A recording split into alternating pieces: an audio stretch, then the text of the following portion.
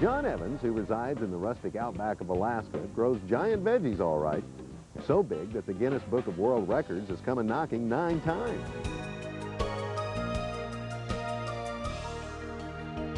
I have quite a few Guinness World Records and 18 state records in the giant variety, and over 200 blue ribbons in 8 years. Well, this is a Stonehead variety cabbage. John estimates this cabbage to be a whopping 35 pounds. How big is that, you ask? Well, it would take 6 to 8 grocery store-sized heads to match just one of these gargantuans. This is a leek, a little bit larger than you would normally see. A little larger? That's a freak leek compared to the ones in my garden. So how does John grow humongous vegetables that, believe it or not, aren't stringy and taste delicious? They seem to agree it's the sun. No, that's a myth. It's a fallacy. They would be growing all these giant vegetables up in Norway and Sweden and Finland, and do you ever hear of anything? No siree, Bob. So I rest my case on that one. John claims the secret is not the sun above, but the earth below. Oh, the secret is all in the soil. It's like as if the soil is like their stomach. If you put the right foods into your stomach, you can then become like Arnold Schwarzenegger.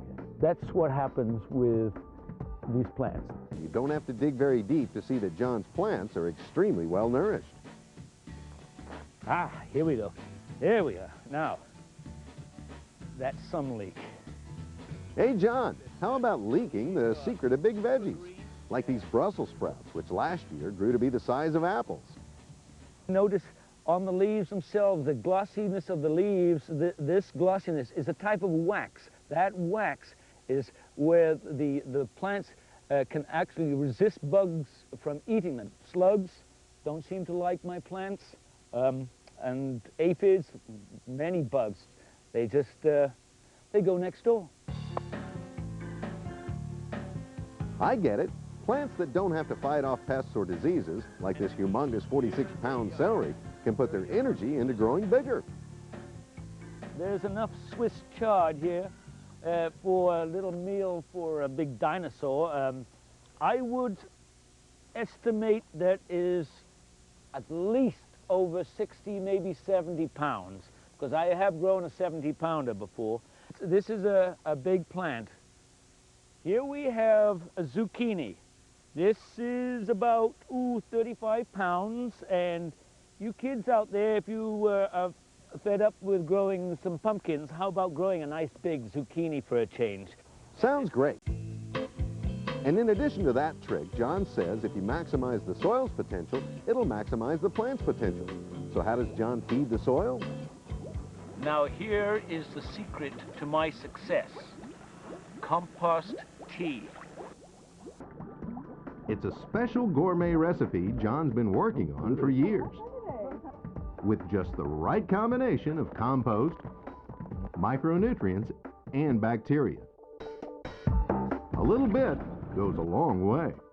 It's the equivalent to about maybe 500 to 1,000 pounds of compost.